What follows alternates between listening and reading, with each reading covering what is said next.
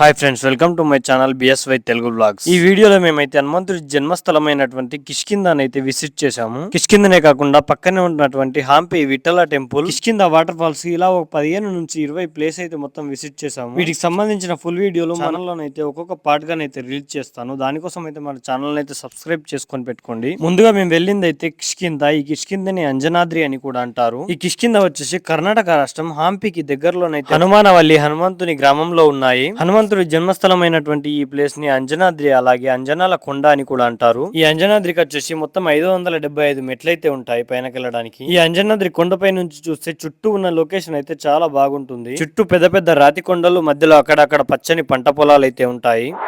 ఇక్కడ నుంచి దగ్గరలో ఉన్న జైన్ టెంపుల్ అయితే విజిట్ చేసాము. ఇక్కడికి వెళ్ళగానే నాకైతే సినిమా కనిపించింది. ఎందుకంటే ఇలాంటివి అయితే మనం సినిమాల్లోనే చూస్తుంటాం. కింద ఉన్న ఈ ఐరన్ పట్టీలు తప్ప మీద మొత్తం అయితే వుడ్డుతోనే రెడీ చేశారు ఈ రథాలను అయితే. ఈ రథోత్సవం వచ్చైతే ఏప్రిల్ 12 సాయంత్రం 4 గంటలకు హనుమాన్ జయంతి రోజు అయితే ఉంటుందంట. నెక్స్ట్ వచ్చేసి విఠల టెంపుల్. శ్రీకృష్ణ దేవరాయలు ఈ ప్రాంతాన్ని పాలించినప్పుడు ఈ టెంపుల్ ని నిర్మించుకున్నారని చెప్తుంటారు. ఇక్కడ 50 రూపాయల నోట్ పైన ఉన్నటువంటి హంపి రథం, ఇది పూర్తిగా కూడా రాతితో చెక్కబడింది. ఇదే కాకుండా ఇక్కడ ఉన్న కట్టడాలు కూడా మొత్తం అయితే రాతితోనే నిర్మించారు. అప్పట్లో ఇంత పెద్ద స్తంభానికి కూడా ఒకే రాయిని ఉపయోగించి ఇంత బాగా డిజైన్ చేశారు. వీటి పూర్తి వీడియోల కోసం అయితే మన ఛానల్ అయితే ఫాలో అవుతూ ఉండండి. వీడియో నచ్చితే వీడియోని లైక్ చేయండి, ఛానల్ ని సబ్స్క్రైబ్ చేసుకోండి.